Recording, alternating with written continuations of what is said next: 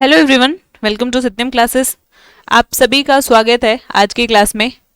और आज हम लोग डिस्कस करेंगे कुछ ऐसे एमसीक्यू जो आपके लिए बहुत ज़्यादा इम्पोर्टेंट है मैप जानने के लिए। ठीक है, तो सिंपली जब हम मैप को देखते हैं या ग्लोब को देखते हैं तो उस पर आप कभी नोटिस करो, आपको कुछ ऐसे बहुत हल्के में लाइंस ड्रॉ मिलेंगे जो इस तरीके से आप पूरे मैप पर या कह सकते हैं पूरे ग्लोब पर देख सकते हैं।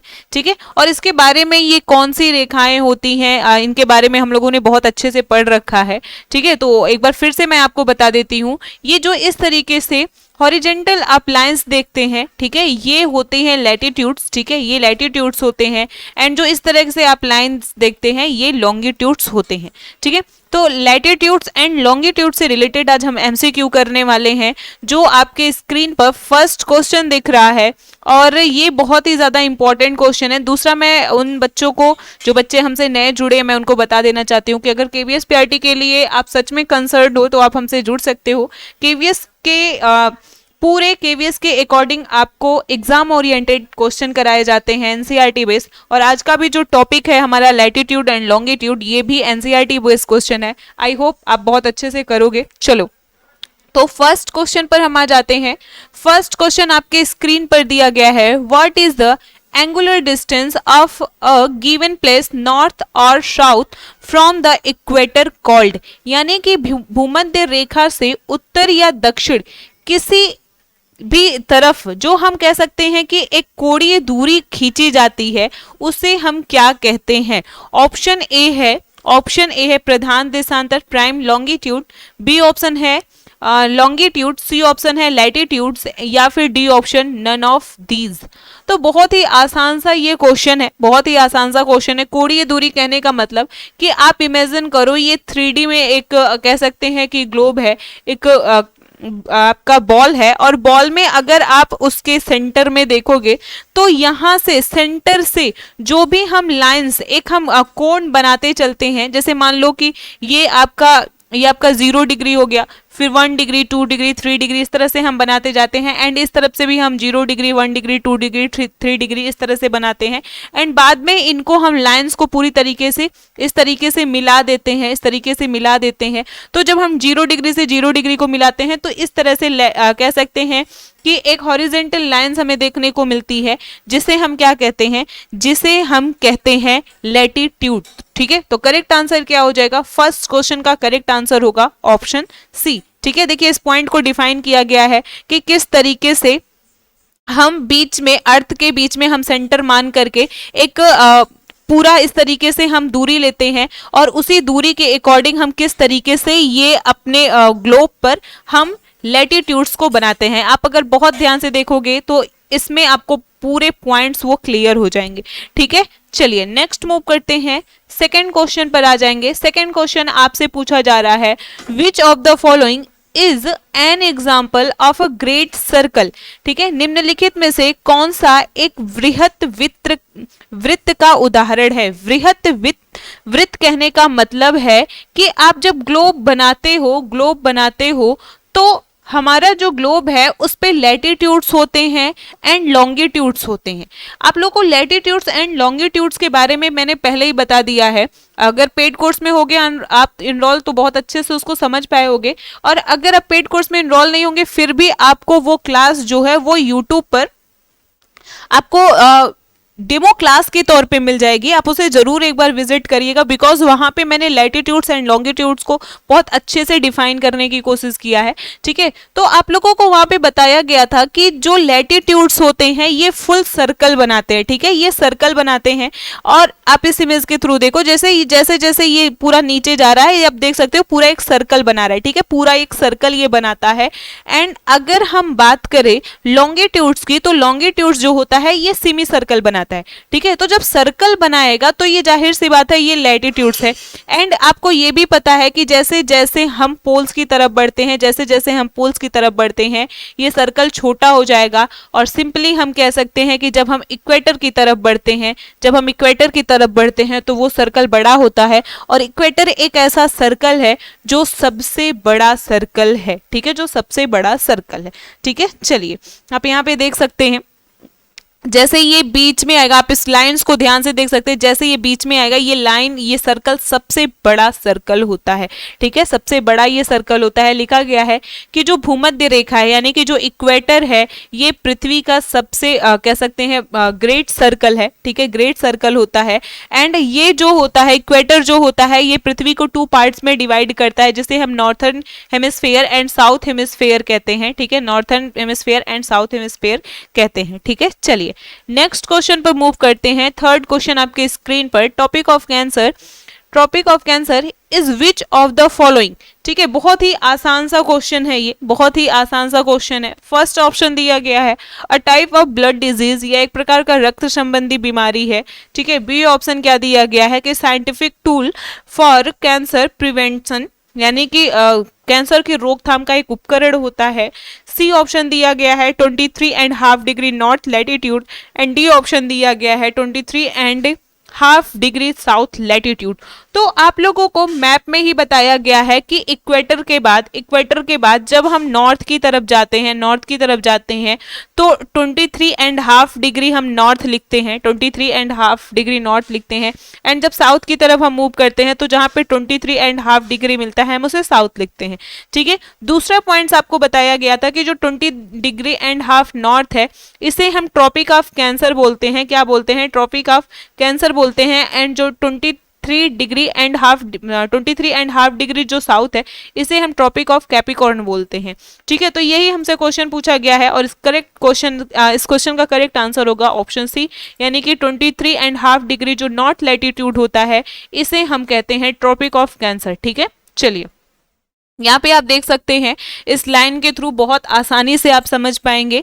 ये आप देख रहे हैं अर्थ जो मूव कर रहा है ये यहाँ ट्रॉपिक ऑफ कैंसर दिया गया है, ये इक्वेटर दिया गया है एंड दूसरा ये आप देखेंगे तो ट्रॉपिक ऑफ कैप्रिकॉर्न दिया गया है, ठीक है। दूसरी चीज आपको ये भी नोटिस करना है कि जो अर्थ है ये वेस्ट टू ईस्ट मूव कर रही है। कैसे मूव कर रही है आप देख सकते हैं, इस तरीके से मूव कर रही है, यानी कि वेस्ट टू ईस्ट मूव करती है, ठीक है। चलिए नेक्स्ट क्वेश्चन पर मूव करते हैं। 4th नंबर का क्वेश्चन आपके स्क्रीन पर, what is the nature of a diameter of the lines of latitudes as we move towards the pole, यानी कि जब हम ध्रुवों की तरफ जाते हैं, ध्रुवों की तरफ जाने पर अक्षांश रेखाओं के व्यास की जो प्रकृति होती है, ठीक है, यानी कि ये हो गया ग्लोब और ग्लोब में ये हो गया नॉर्थ पोल, ये हो गया साउथ पोल।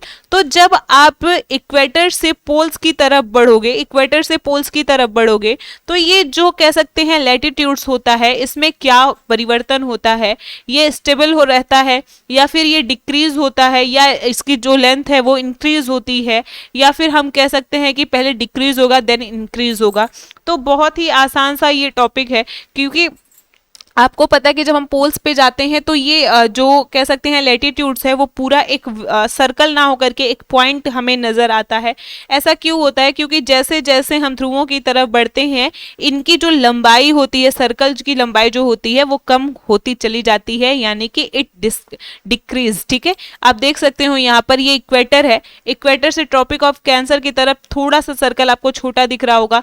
एंड जैसे जैसे जैसे जैसे हम कहाँ जाते हैं, जैसे जैसे हम ध्रुवों की तरफ जाते हैं ये पूरी तरीके से छोटा हो जाता है, ठीक है। चलिए नेक्स्ट क्वेश्चन पर आ जाते हैं। अगला क्वेश्चन आपके स्क्रीन पर, the distance of 1 degree latitude on the earth is equal to which of the following. तो बहुत ही आसान सा क्वेश्चन है, पूछा जा रहा है कि धरातल पर 1 डिग्री अक्षांश, ठीक है, अक्षांश मतलब ये वाली रेखाएं जो पैरेलल लाइंस होती हैं, अक्षांश की दूरी निम्न में से किसके बराबर होती है। तो आप बस इसे रट लो, इसके लिए करेक्ट आंसर हो जाएगा ऑप्शन बी 111 किलोमीटर, ठीक है। तो करेक्ट आंसर हो जाएगा ऑप्शन बी।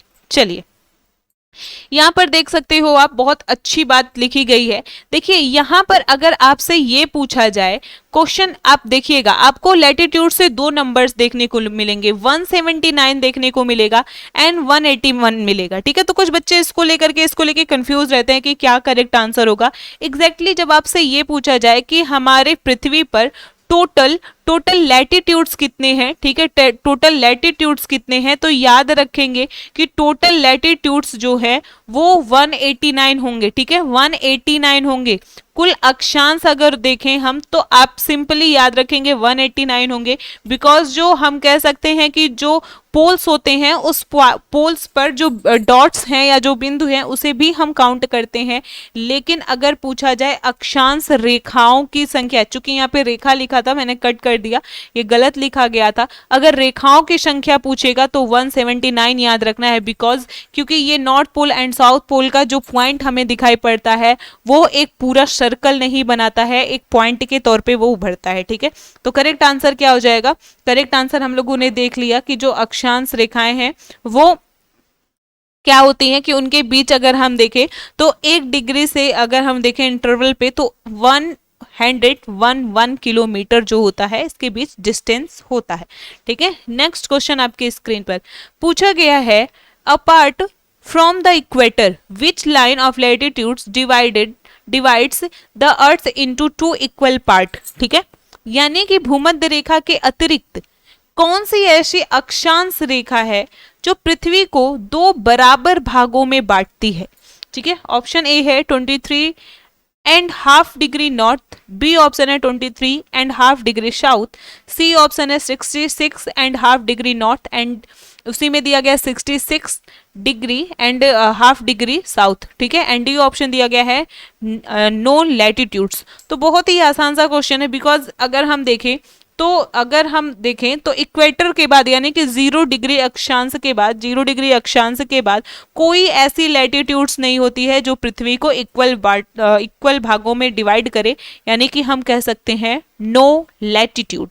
चलिए नेक्स्ट क्वेश्चन पर आ जाते हैं। अगला क्वेश्चन आपके स्क्रीन पर, the tropic of Capricorn. Tropic of Capricorn मतलब हो गया 23.5 डिग्री साउथर्न लैटिट्यूड जो है, circle passing through which of the following. ठीक है, ये आसान क्वेश्चन हम नहीं कह सकते हैं, शायद ये कुछ बच्चे को थोड़ा सा मुश्किल लगे, लेकिन एग्जैक्ट अगर आप देखो तो थोड़ा सा आप अंदाजा लगा सकते हो।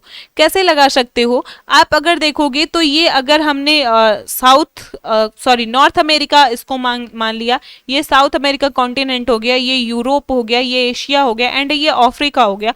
तो आप लोगों को बताया गया कि इंडिया जो है इसके बीच से 23.5 डिग्री यानी कि 23.5 डिग्री नॉर्थ गुजरता है। तो नॉर्थ जब गुजरेगा, ठीक है, तो इसके बाद फिर 0 डिग्री इक्वेटर आएगा और इसके बाद आएगा 23.5 डिग्री साउथ लैटिट्यूड। ठीक है, तो यानी कि इंडिया से तो ये नहीं गुजरेगा।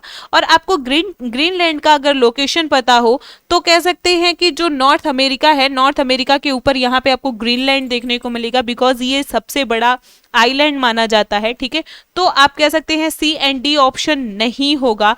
और आपको अगर एग्जैक्ट इसका आंसर नहीं पता तो एग्जैक्ट आप मेडागास्कर कर सकते हो। मेडागास्कर जो है वो आपको अफ्रीका के नीचे एक छोटा सा ऐसे आइलैंड देखने को मिलेगा और यहाँ से जो है ये पूरी तरीके से कह सकते हैं मकर रेखा गुजरती है। ठीक है, पूरी तरीके से मकर रेखा गुजरती है। तो आप इस मैप के थ्रू थोड़ी बहुत चीजों को समझ सकते हैं। ठीक है, देखिए यहाँ पे लिखा गया है जिम्बाब्वे अफ्रीका महाद्वीप के दक्षिणी भाग में जाम्बेजी और लिम्पोपो नदियों के बीच में स्थित है। ठीक है, तो जिम्बाब्वे एंड लिम्पोपो नदी आप इसमें अगर खोजेंगे तो शायद आपको मिल जाए। ठीक है, तो चलिए नेक्स्ट क्वेश्चन यहाँ पे आप देख सकते हैं, यहाँ पे देखिए यहाँ पे दिया गया है जिम्बाब्वे। ठीक है, और जिम्बाब्वे से नीचे ये लाइन दिया गया है, जिम्बाब्वे से नीचे लाइन दिया गया है जो ट्रॉपिक ऑफ कैप्रिकॉर्न है। ठीक है, चलिए नेक्स्ट क्वेश्चन पर मूव करते हैं।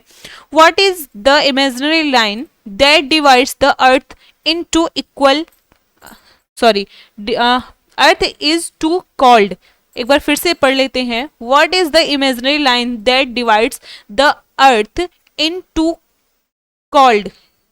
तो यहाँ पे पूछा जा रहा है कि वह काल्पनिक रेखा जो पृथ्वी को 2 भागों में बांटती है कहलाती है। तो क्या कहलाती है ये बताना है। ऑप्शन ए है इक्वेटर, बी ऑप्शन है Tropic of Cancer, C option है Tropic of Capricorn and D option है नन ऑफ दीज। तो बहुत ही आसान सा क्वेश्चन है, ये तो हम लोग बहुत बार इसको रिवाइज कर चुके हैं कि जो 0 डिग्री लैटिट्यूड है या जिसे हम इक्वेटर बोलते हैं, ये अर्थ को 2 पार्ट में डिवाइड करता है। ठीक है, ये 2 पार्ट में डिवाइड करता है। नेक्स्ट क्वेश्चन आपके स्क्रीन पर पूछा गया है, latitude is the distance of a point on the earth's surface to the north or south of the equator which is विच, अब इसके बाद आपको बताना है कि आंसर क्या होगा। Is measured from the centre of the earth, फिर बी ऑप्शन दिया गया है is measured from the equator, C option दिया गया is measured from the tropic of Cancer and D option दिया गया is measured from the poles.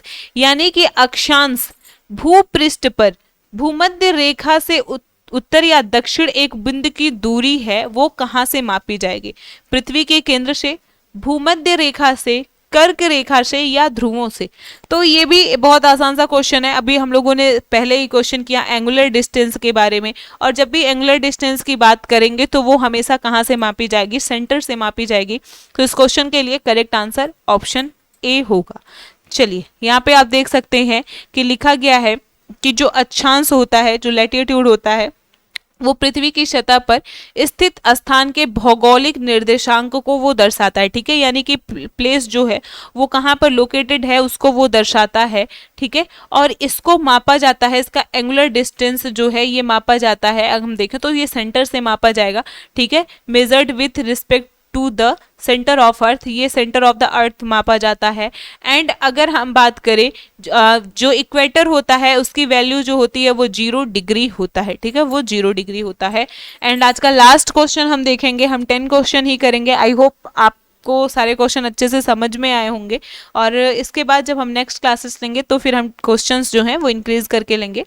तो इस क्वेश्चन का आंसर करेंगे आप लोग। पूछा गया है what is the imaginary line joining the two poles that intersect the equator at right angles called. तो बताएंगे करेक्ट आंसर क्या होगा। सॉरी, इंटरसेक्ट लिखा गया है। ठीक है, चलिए फिर से पढ़ लेते हैं what is the imaginary line joining the two poles that intersect the equator at right angles called. यानी कि दो ध्रुवों को जोड़ने वाली, ठीक है, ये अर्थ हो गया या कह सकते हैं ग्लोब हो गया, ये हमारे पोल्स हो गए। एंड पोल्स को जो लाइंस जोड़ती है, ठीक है, जो लाइंस जोड़ती है, और भूमध्य रेखा क्या करती है, इंटरसेक्ट करती है, यानी कि समकोण पर प्रतिच्छेदित करती है भूमध्य रेखा को, तो वो क्या कहलाएगी। ऑप्शन ए है मेरिडियन, बी ऑप्शन है लॉन्गिट्यूड, सी ऑप्शन है लैटिट्यूड्स एंड डी ऑप्शन है नन ऑफ दीज। तो इस क्वेश्चन का करेक्ट आंसर क्या होगा।